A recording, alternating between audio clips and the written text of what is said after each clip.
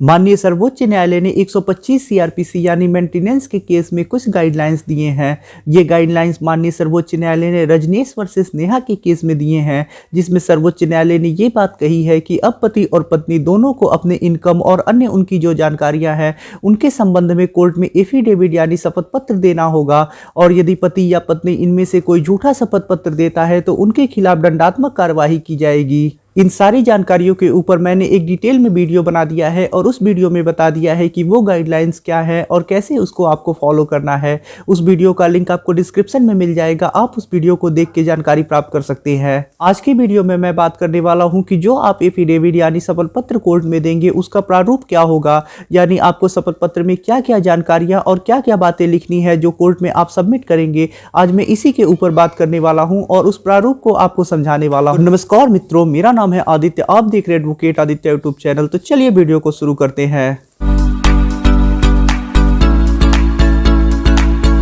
PDF में सबसे पहले एक महत्वपूर्ण सूचना दी गई है जिसमें बताया गया है कि आपराधिक अपील नंबर 730/2020 रजनीश बनाम नेहा व अन्य के केस में इसे पारित किया गया है। और इसमें यह बताया गया है कि अब जो भी केस किए जाएंगे कोर्ट में 125 सीआरपीसी मेंटेनेंस पाने के लिए, उसमें ये एफिडेविट देना होगा। और जो भी कोर्ट में अभी वर्तमान में केस चल रहे हैं यानी जो भी लंबित केस हैं उनमें भी दिसंबर माह तक ये एफिडेविट दे देना होगा।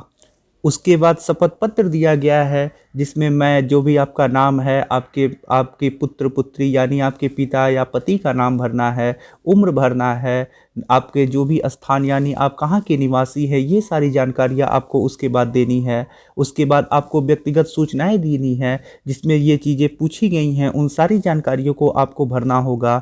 उसके बाद अन्य विधिक कार्यवाहियों एवं भरण पोषण भत्ते का निवारण विवरण यानी जो भी आपका केस चल रहा है 125 सीआरपीसी के अलावा गुजारा भत्ता के लिए, जैसे हिंदू मैरिज एक्ट सेक्शन 24 या फिर डोमेस्टिक वायलेंस एक्ट, जो भी आपका मेंटेनेंस के लिए केस चल रहा है भरण पोषण का या जो भी आपके केस चल रहे हैं उन सारी की जानकारियाँ आपको भरनी है।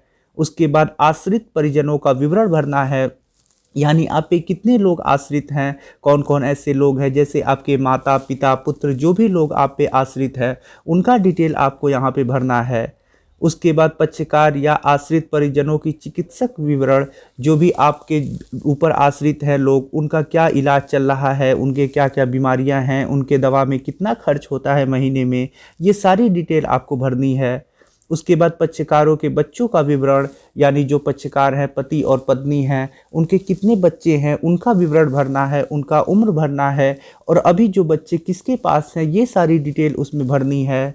उसके बाद पति और पत्नी दोनों को अपने आय यानी इनकम का विवरण देना है, उसमें वो कहाँ काम करते हैं, किस पद पे काम करती हैं, ये सारी डिटेल भरनी है। उनकी सैलरी कितनी है, विवाह के 1 वर्ष पहले कितना कमाते थे ये डिटेल बताना है। जब ये पृथक यानी अलग अलग हुए तो उसके 1 साल पहले की उनको अपनी इनकम का डिटेल बताना है। जब ये आवेदन प्रस्तुत किया जा रहा है तो उस समय उनकी इनकम कितनी है ये सारी डिटेल बताना है। उसके बाद संपत्ति का विवरण देना है, यानी उनके पास कितनी प्रॉपर्टी है इसका विवरण देना है।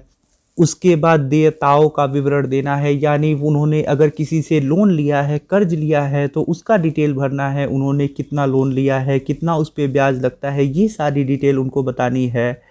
उसके बाद स्वरोजगार व्यवसाय में लगे पक्षकार का विवरण, यदि कोई दुकान चलाता है या कोई स्वरोजगार किया है, बिजनेस किया है तो उसका विवरण बताना है, उससे वो कितना कमा लेते हैं, ये कंपनी उन्होंने कब रजिस्टर्ड कराई, क्या काम करते हैं, क्या बनता है, ये सारी डिटेल बताना है। और ये सारी डिटेल आपको एफिडेविट देना है। जैसा मैं पहले ही बता चुका हूँ कि अगर आप झूठ बोलते हैं तो आपके ऊपर दंडात्मक कार्यवाही कोर्ट कर सकता है।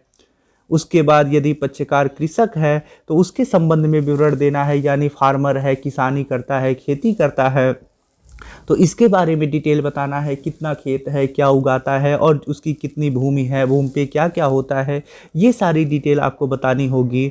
उसके बाद यदि कोई वैवाहिक पक्षकार अलग से है, यानी मान लीजिए पति ने किसी अन्य से शादी कर ली है, डाइवोर्स हो गया है पति पत्नी का, उसके बाद पति ने किसी अन्य से शादी कर ली है और उसके बाद जिससे डाइवोर्स हुआ है यानी पहली पत्नी मेंटेनेंस मांग रही है, तो जो दूसरी महिला से पति ने शादी किया है तो उसके बारे में डिटेल बतानी है पति को। उसके बाद अन्य कोई आय या कोई किसी से कर्ज लिया है या कोई संपत्ति है तो उसके बारे में डिटेल भर देनी है। उसके बाद पक्षकारों को शपथ पत्र की जो घोषणा होती है वो करनी होती है कि मेरे निजी जानकारी में ये सारी जानकारियां सही व सत्य हैं। इसमें ये भी बात लिखी है कि अगर आप झूठ बोलते हैं तो आपके ऊपर दंडात्मक कार्यवाही की जाएगी।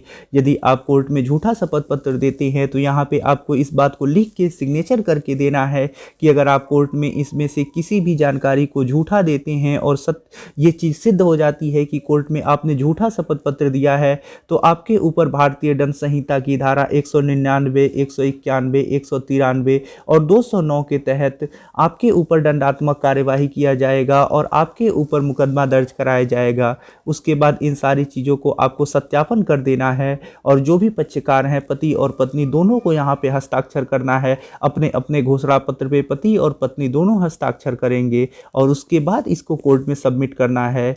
ये जो घोषणा पत्र है यानी जो ये एफिडेविट है इसे जो भी नवीन पत्रावलियाँ होंगी, नई फाइल दर्ज की जाएंगी, उन सब में देनी होगी और जो पुरानी भी चल रही हैं कोर्ट में अभी पेंडिंग हैं उन सारे में ये एफिडेविट दिया जाएगा। ये पीडीएफ आपको डिस्क्रिप्शन में मिल जाएगा। आप डिस्क्रिप्शन में जाके वहां से पीडीएफ को डाउनलोड करके विस्तृत जानकारी प्राप्त कर सकते हैं। यदि आपके मन में अब भी कोई सवाल है तो वो सवाल नीचे कमेंट बॉक्स में हमसे पूछे।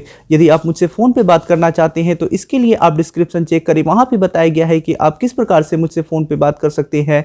अगर आपको वीडियो पसंद आया हो तो वीडियो को लाइक करें, अपने दोस्तों के साथ शेयर करें और यदि आप चैनल पर नए हैं तो चैनल को सब्सक्राइब करके बेल आइकन को दबाएं। मिलते हैं नए वीडियो के साथ अगले दिन, तब तक के लिए जय हिंद, जय भारत।